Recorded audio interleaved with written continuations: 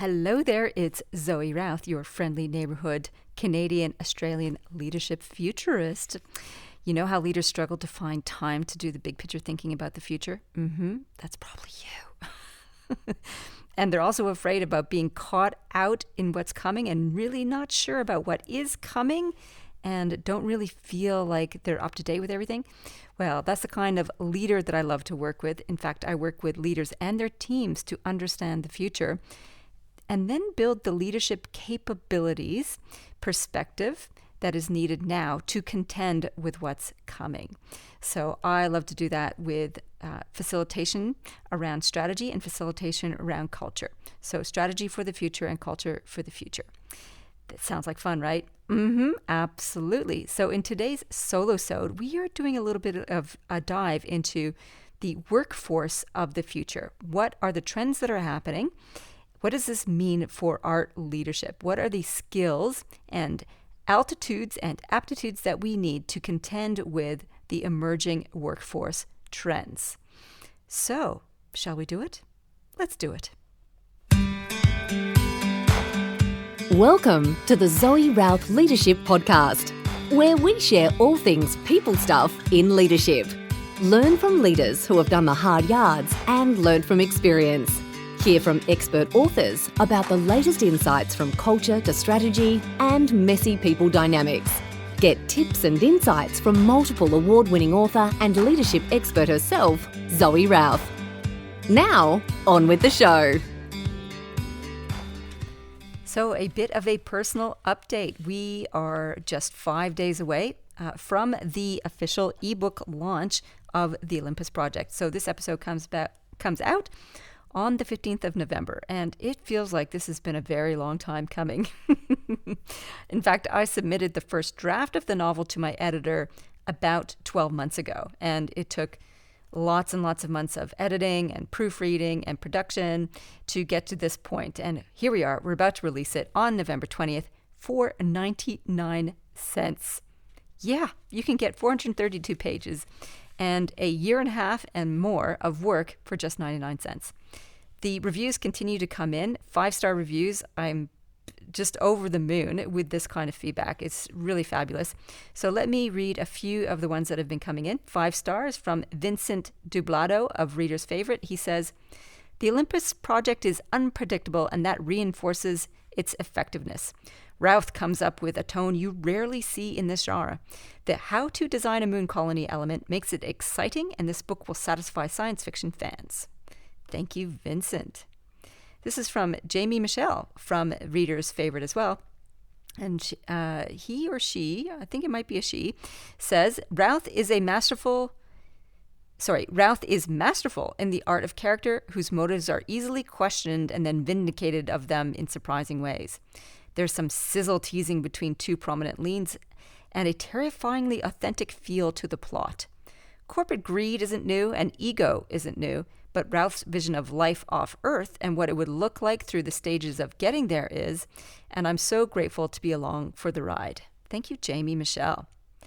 And this one from Asher Syed of Reader's Favorite says, Zoe Routh takes traditional eco-event dystopian and science fiction and spins it into something new and fresh in the Olympus Project. Good drama and dystopian sci-fi with a twist. Recommended. Well, thank you, Asher Syed. I really do appreciate reviews. It makes such a big difference to helping people decide to read the book or not. And with the ebook coming at 99 cents, it's worth the risk, right?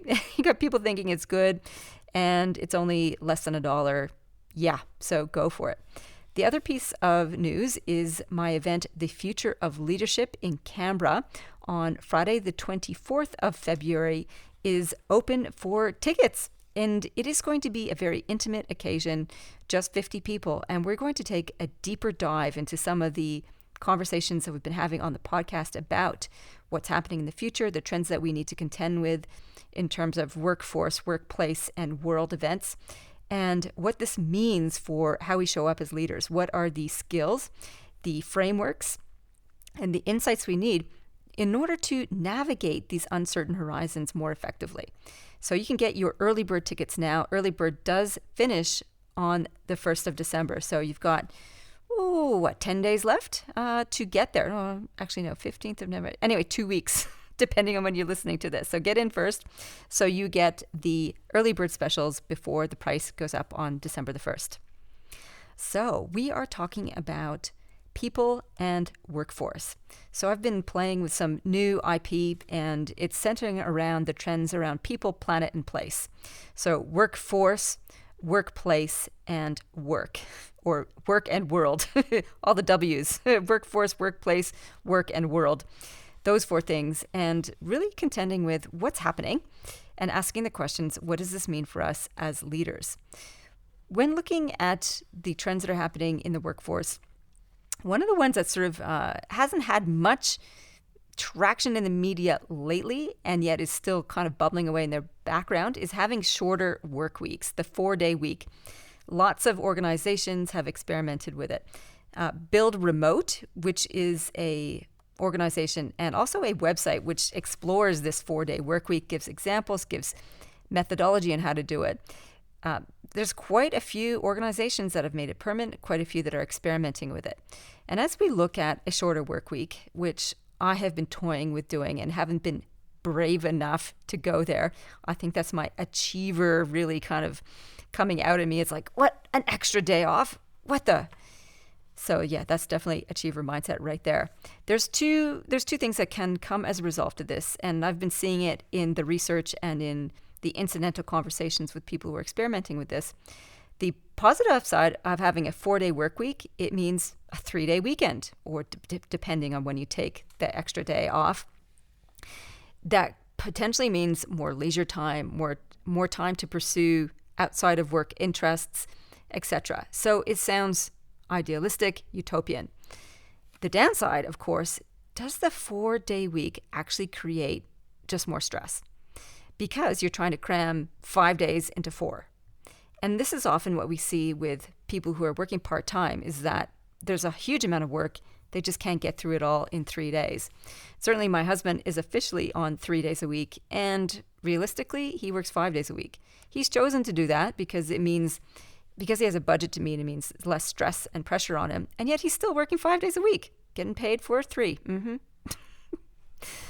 Yeah. So this is what happens to a lot of people. They might be getting paid for 3, and then all of a sudden they're working longer hours, so they're working on those potentially off days. So which is it? Is it more leisure or is it more stress? I think there's a potential to go both ways, not just one or the other. And like a lot of these trends, there's these tensions to manage. It's a polarity thing. I think we need to, if we're going to have more time off, that means less work, and we have less work time, that means we have to work smarter, harder, faster, or something. So there are these tensions to navigate here. That's the first trend I was looking at. The second one is more in our faces lately because we're kind of living the experiment of it. And that's the remote hybrid version of work. Where are people working? Are they working in a centralized location with other humans around them, or are they working virtually from a laptop anywhere? And there's positives and benefits to this, right? So the positives, and which is why it's had a huge lingering popularity, is less travel time, less commute time, more family time, more leisure time, more time to self, less time in transportation, which has so many positive benefits. Now, the downside, and those are also being talked about in popular media as well. What does this mean for visibility of people and problems? For diversity, equity, and inclusion, it is a huge problem because the research shows to combat prejudice and ingrained unconscious bias, exposure to people with differences to the norm is one way of breaking down those preconceptions and those unconscious biases. So if they are tucked away in virtual land, you get less actual visceral exposure to people with difference to the norm, which is the norm meaning the dominant power structure, which is white cisgender males mostly. So this has got problems for people who are not white cisgender males, as in women, people of color, people with different abilities, etc. So diversity and equity and inclusion is suffering a setback here, potentially with remote and hybrid work, because they're out of sight, out of mind. So what are we going to do? There's benefits to working remotely, and there's benefits and there's downsides, just like any of these shifts. So we're going to need to capitalize on new leadership skills to manage this tension. We'll come to that in a moment. The third trend I want to talk about is unbundled work. Unbundled work, which is an interesting concept. I heard it first on one of my favorite podcasts, which is called The Futurists. I mentioned that in last week's episode. And they talked about, I think it was Brett was talking about this, we're moving from organizations being the centerpiece of work to platforms being the center place of work. Platforms are things like Uber, Fiverr, 99 Designs. So anywhere where the delivery of services has been replaced by an app, essentially, a gathering place, a virtual gathering place to distribute work, is a really big shift from a physical place which gathers humans together to do the work. And so this is wow, yeah, it's happening. From organization to platform, this is creating unbundled work, which means that you can have work on, if you're a worker, on Uber, Fiverr, and other platforms where you can shop around, have different projects to work on. So project-based work, unbundled work, is one of the trends of the future. And I think there's absolutely some benefits to that. It increases flexibility, autonomy. It allows for greater creativity, creates new connections, new networks. Wow, the explosion of networks when you work in an unbundled workplace or work form is incredible. So what is the downside? Well, do you lose connection? Do you lose intimacy? There's no doubt that you build deep relationships with the people that you rub shoulders with, literally and figuratively, in workplaces day after day. That familiarity reduces barriers and builds trust and connection. Do we lose that in unbundled workplaces? What does it mean to have a plethora of people who are autonomous workers and jump on projects, come together for a short time, and off they go? Or work serially. I think that makes sense. For example, Jules is now in charge of all of our marketing and content, and she has at least 3 other clients. So does that mean she is building connection or losing connection? Building intimacy or losing intimacy? Good question. It is a tension to manage. She enjoys the diversity of her work, no doubt, and we take advantage of her being flexible enough to have some of her work with us. Please stay with us, Jules. We love you. So this comes to a summary of what kind of workforce we are faced with. And I believe we are now faced with networked creators. Networked creators. In fact, I talked about the shift from looking at our people, from looking at them as doers, as in people to do tasks, and instead of looking at them as creators with a wealth of creative capabilities. Certainly the technology is going to enable us to have more scope for creativity. Automation, artificial intelligence, robotics will liberate us from process-driven things and allow us to capitalize on the capability that AI and robotics allow us to ask new questions, to solve new problems. So if we see our people as creators and not just doers, it's a step in the right direction. That's definitely a leadership perspective we need to adopt. Networked creators is something else altogether. It's those creators who are doing unbundled work in remote areas, in shorter work weeks, and maybe having other creative endeavors on the side. Wow, that's a really different kind of workforce than a labor force. Right? Labor force, workforce versus network creators. What does this mean for leadership? That's the big question that I am asking, and that by virtue of you listening in are also asking, I'm hoping. The first thing is leadership aptitude. What are the skills we need to contend with this shifting workforce like this? The first one, the skill that you need, is the capacity to build fast trust. And I cite George Carceres' work in his great book, Build Better Teams, who talks about building fast trust. And we interviewed him on the show not so long ago as well. You can have a listen to that episode. Building fast trust is getting on the same page. What's the purpose of our work? What are the deliverables? What are we each capable of? What's our background? Okay, go. absolutely we need that if we are doing unbundled work on shifting projects. The next skill that we need is basically having clear communication systems and a flexible communication system so that we know which platforms we're using for what kind of messaging. That's been an essential for hybrid working anyway. And the other aspect of this is making sure that we are able to articulate clear accountability. Who's responsible for what? What does that look like? When does that look like? That's been a mainstay of leadership and management for a donkey's age. Let's be clear on that.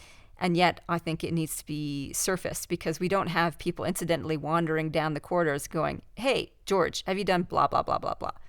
No, it's all virtual, so we need to have a system in place, clear accountabilities that makes the deliverables easy to track and easy to see. And as I'm saying that, I'm thinking about one of the things I need to shift in our business because some of our accountabilities is buried in email. Not great. So we need to change that. Now, the other shift that we need to make is around leadership altitude or leadership perspective. How can we increase our capability to see complexity so that we can handle all these shifting sands, if you like, or shifting tensions in workforces in particular, as per the topic of this show today? The skill or the altitude, the way of seeing, is we need to start being able to see much better in systems. Systems mapping is the skill, and being able to see in systems is the perspective. A really great tool for that was put onto me by Joe Metcalf, who's one of our amplifiers, and it's called Kumu, K-U-M-E. Sorry, K-U-M-U. Kumu. And I had a quick look on their website, and it's essentially mind mapping software. And they've got some terrific examples of different people who have used the systems mapping software that they've got to start to map simple systems and really complex systems. And not just systems as in financial systems, but human dynamic relationships as people interact with their environment. It's really cool. So I think if you go and play with Kumu, K-U-M-U, as a way of starting to see things in systems, oh my goodness, that's a good starting point. The other altitude or ability to see different complexity is more of an internal one. This looks at our relationship to power.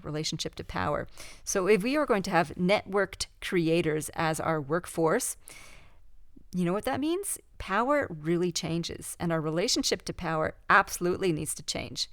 So we need to get away from earlier stages of leadership maturity, which are all about control and command, and move to distributed power. Not even delegated power, but distributed power. So we have networked organizations, and if we go from headquarters to hubs, and we have these network creators, decision-making and power and autonomy is going to be distributed across the organization, not centralized into one position or one person. That means we need to engage with our ego, because through our ego development, we get energized with power. Thank you, Dr. Keltner and his work on the power paradox or the paradox of power. I can't remember which it is. It's paradox and power all in one sentence. In any case, he talks about how energizing power is. And when we get gifted power by others, we tend to want to hang on to it because it feels so darn good. So we need to move through the biochemical shifts that happen with us when we have power to be able to basically manage ourselves through this. And we need to develop deep, advanced emotional intelligence so that we can sense make our own emotional reactions. What does this mean? We need to tune into how we're feeling about power and how we're feeling about others and make sense of that. So our first leadership responsibility is to study ourselves. Because as we understand ourselves, as we become aware of the traps of power, say, for example, that we're falling prey to, we can avoid them. And then when we see more, we can lead better. All right. So lots of skills, lots of aptitudes and altitudes to shift in this brave new world with this incredible new workforce, the networked creators. So just a reminder for you too that the Olympus Project is coming out in ebook for 99 cents as part of our launch price. It'll be that price for a week. And also coming up, and this is haven't said this anywhere yet publicly, is we are having an author collaboration from the 25th to 28th, the last 4 days of the launch. I have teamed up with 5 other amazing sci-fi authors, and they are also dropping the price on their particular ebooks. And we'll have a special place where you can go in and just click on the links of the books that you like the looks of. I have read them all. I think they're all fabulous. I'm really proud and pleased to partner with these other authors. So you can get the Olympus Project for 99 cents, as well as these other awesome books, each for 99 cents too, on Amazon. So stay tuned for that.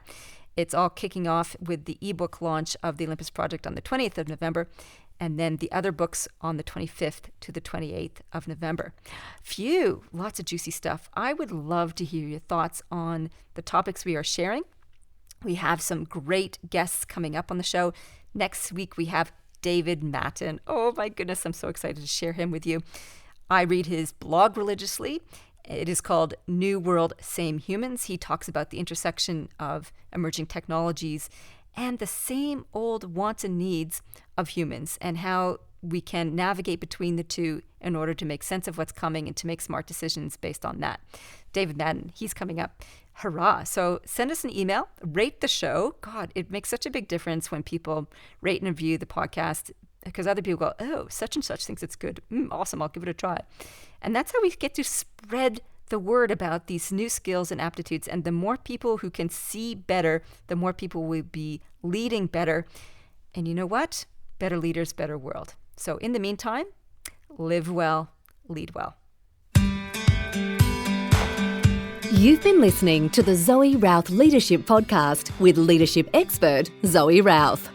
For more about people stuff and to contact Zoe, go to zoerouth.com.